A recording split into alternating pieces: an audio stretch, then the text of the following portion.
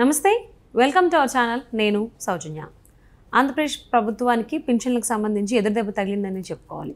ఒకవైపు హైకోర్టు కూడా వేసినటువంటి పిల్కి సంబంధించి అనుకూలంగా కాకుండా ప్రతికూలంగా తీర్పునివ్వడం, అంతేకాకుండా ఎవరైతే పింఛన్ లబ్ధిదారులు ఉన్నారో వాళ్ళందరూ కూడా మేమే వచ్చి గ్రామ లేదా వార్డు సచివాలయాలకు వచ్చి మేమే తీసుకుంటున్నాం కదా, ఎందుకు మాకు పింఛన్లు ఇవ్వట్లేదు అనేటువంటి ప్రశ్నలు సంధిస్తున్నారు. మరి అంశానికి సంబంధించి మనతో మాట్లాడడానికి, వారి విశ్లేషణని మనతో పంచుకోవడానికి ఈరోజు మనతో పాటు ఉన్నారు సీనియర్ జర్నలిస్ట్ జగదేవ్ గారు ఉన్నారు. వారితో మాట్లాడదాం. నమస్తే అండి. పింఛన్లకు సంబంధించి ఎందుకు ఇవ్వట్లేదు అంటే చంద్రబాబు నాయుడు గారు ఇవ్వకుండా చేశారు, ఇవ్వనీయకుండా చేశారు. వాలంటీర్ వ్యవస్థని ఇందులో ఇన్వాల్వ్ చేయొద్దు అంటే ఈసీ కూడా ఆదేశాలు చేసింది. దట్స్ బికాస్ ఆఫ్ చంద్రబాబు అని చెప్పేసి అని చెప్పుకుంటూ వచ్చింది వైసీపీ ప్రభుత్వం. బట్ ఇప్పుడు తిరిగి ఎవరైతే లబ్ధిదారులు ఉన్నారో వాళ్ళే అడుగుతున్నారు, మేమే వచ్చి తీసుకుంటున్నాం కదా, వెయిట్ చేస్తున్నాం కదా గ్రామ వార్డు సచివాలయాల దగ్గర, ఎందుకు మాకు ఇవ్వట్లేదు అని తిరిగి వాళ్ళు ప్రశ్నలు సంధిస్తుంటే వైసీపీ ప్రభుత్వం దగ్గర సమాధానం లేదు. సో ఇప్పటి వరకు ప్రతిపక్షాల మీద నెట్టేసినటువంటి ప్రభుత్వం ఇప్పుడు ఏం చేస్తుంది, అసలు ఏంటి? వాస్తవానికి వాళ్ళ దగ్గర పైసలు లేవు, ప్రభుత్వ ఖజానాలో డబ్బులు లేవు అనేది చెప్పకుండా, ఇది ఎలాగూ ఎలక్షన్ టైం కాబట్టి కేవలం రాజకీయ మైలేజ్ కోసమే ఇది ఒక హైడ్రామా క్రియేట్ చేస్తున్నారు. వాస్తవానికి ఎన్నికలు కూడా అమల్లో ఉన్నప్పుడు పథకాలు ఏవి వర్తించవు. వర్తించవు అంటే రెగ్యులర్గా ఉండే పథకాలు ఏదైతే గవర్నమెంట్ ఇంప్లిమెంట్ చేస్తుందో అవి వర్తిస్తాయి. బట్ ఎలక్షన్ కూడా అమల్లో వచ్చాక కొత్త పథకాలు ఏవి ఇంట్రడ్యూస్ చేయడము, కొత్తగా జారీ చేయడం అయితే అవ్వదు. సో ఇట్లాంటి ఏవైతే ఉన్నాయో పెన్షన్లు ఇవన్నీ కూడా రేషన్కి సంబంధించి కొంత సెంట్రల్ నుంచి కొంత స్టేట్ సాయం ప్రకారం వెళ్తుంది, అది వాళ్ళ లబ్ధిదారులకు చేకూరుతుంది. సో అలాంటి ఇప్పుడు పెన్షన్లు పర్టికులర్గా స్టేట్ గవర్నమెంట్ ఏదైతే అనౌన్స్ చేస్తుందో అది ఇవ్వాలి. ఎందుకంటే వికలాంగులకి, వృద్ధులకి, ఒంటరి మహిళలు అంటే వితంతు మహిళలు కానీ లేదా వాళ్ళకి ఎటువంటి ఆధారం లేదు అటువంటి వాళ్ళకి మాత్రం ఎప్పుడు ఏ ప్రభుత్వం కానీ ఏ ఎలక్షన్ కమిషన్ కానీ ఆపే ప్రసక్తి ఉండదు, ఆపదు కూడా. అయితే ఇక్కడ వీళ్ళే ఎటువంటి అలవాటు చేశారంటే వాలంటీర్లను ఒక వ్యవస్థ క్రియేట్ చేసి వాళ్ళని పవన్ కళ్యాణ్ గారు చెప్పినట్టుగా లేదా ఇంకెవరో చెప్పినట్టుగా ఒక గూఢాచార వ్యవస్థలాగా నడిపిస్తూ వాళ్ళకు అనుకూలంగా వాళ్ళ కార్యకర్తలుగా మలుచుకునే వ్యక్తుల్ని అక్కడ వాలంటీర్లుగా పెట్టి వాళ్ళ ద్వారా సమాచారం కానీ ఈ సేవలను కానీ లబ్ధి చేకూరేలాగా పెడుతూ వాళ్ళ చేతుల్లోకి అన్నీ వాళ్ళ ఇన్ఫర్మేషన్ అంతా కూడా ఏ ఇంటికి ఎవరు వస్తున్నారు, ఏ ఇంట్లో ఎంతమంది ఉన్నారు, ఏ ఇంటికి ఎన్ని రకాల ప్రభుత్వ పథకాలు రీచ్ అయ్యే, సంవత్సరానికి ఆ ఇంటికి ప్రభుత్వం తరపున ఎంత లబ్ధి చేకూరుతుంది, ఈ డేటా అంతా కూడా కలెక్ట్ చేసి పెట్టేలాగా ప్లాన్ చేసుకున్నారు. అది ఆల్మోస్ట్ ఆల్ వర్కౌట్ అయిందని అనుకోవచ్చు. సో ఇప్పుడు ఏంటైందంటే ఎలక్షన్ కమిషన్ అమల్లో ఉంది కాబట్టి వాలంటీర్ల వ్యవస్థ వీలు పెట్టుకున్నది కాబట్టి అది ఇంకా చెల్లదు అన్నట్టుగా చెప్పారు.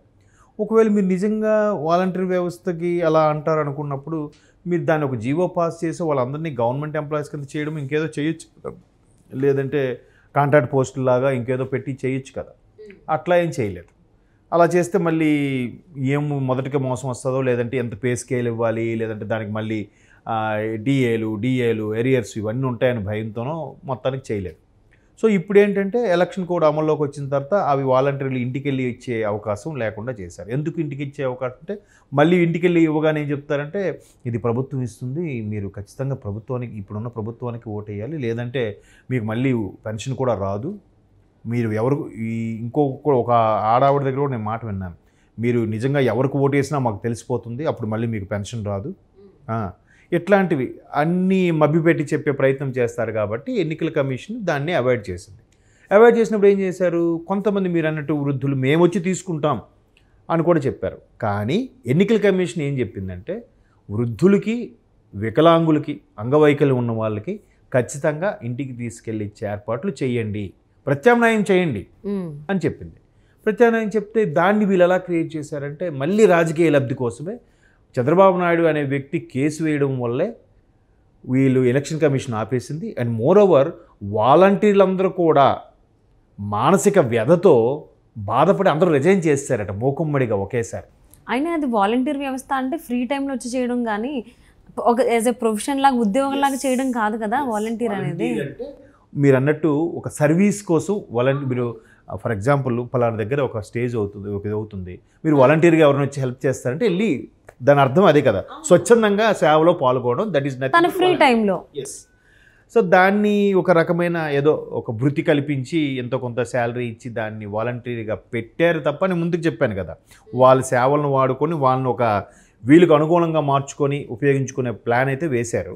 అది ఆల్మోస్ట్ ఆల్ వర్కౌట్ అయింది. ఎందుకంటే చాలామంది కూడా చెప్తున్నారు వాలంటీర్లు బాబోయ్ వాళ్ళ చేతిలోనే ప్రభుత్వం ఉన్నట్టుగా ఫీల్ అవుతున్నారు కొంతమంది వాలంటీర్లు. అందరూ కాదు, కొంతమంది మేము చెప్తే అవుతుంది, మేము చెప్తేనే పెన్షన్ వస్తుంది అనే టైప్లో కూడా కొంతమంది ఆ స్థాయిలో బిల్డప్ ఇచ్చే వాళ్ళు ఉన్నారు అని. సో ఇప్పుడు వాలంటీర్లకి లేదు కాబట్టి పోనీ మేము మిగతా వాళ్ళకి ఇవ్వమని చెప్పింది, పోనీ ఇవ్వట్లేదు. ఎందుకు ఇస్తే మళ్ళీ రాజకీయ లబ్ధి పోతుంది కదా. లేదు చంద్రబాబు నాయుడు గారు ఆపించారు అందుకే పెన్షన్స్ రావట్లేదు. మరి ఇదే చంద్రబాబు నాయుడు గవర్నమెంట్ ఉన్నప్పుడు కూడా లాస్ట్లో 2019 లాస్ట్లో ఒక నెల పెన్షన్స్ అటు ఇటు అయినప్పుడు అప్పుడు జగన్ గారు ఆపించారని వీళ్ళు చెప్పలేదు కదా. అంటే ఇప్పుడు రాజకీయ లబ్ధి కోసం ఇంకే ఆప్షన్స్ లేవు. దేనికైనా చంద్రబాబు నాయుడు నెగిటివిటీ తీసుకురావాలి. చంద్రబాబు నాయుడు గారు ఆపించారు. తీరా అప్పటికి కొంతమంది వృద్ధులు అవసరం లేదు మేమే మెల్లగా ఏ రిక్షానో ఆటోనో పట్టుకొని వెళ్తామనేసరికి ఖజానాలో డబ్బులు లేవు, వస్తే మేము ఎందుకు ఇవ్వమని చెప్పి సచివాలయం ఎంప్లాయీస్ చెప్పారు, రెవెన్యూకి సంబంధించిన వాళ్ళు. ఇంకేం మాట్లాడతారు?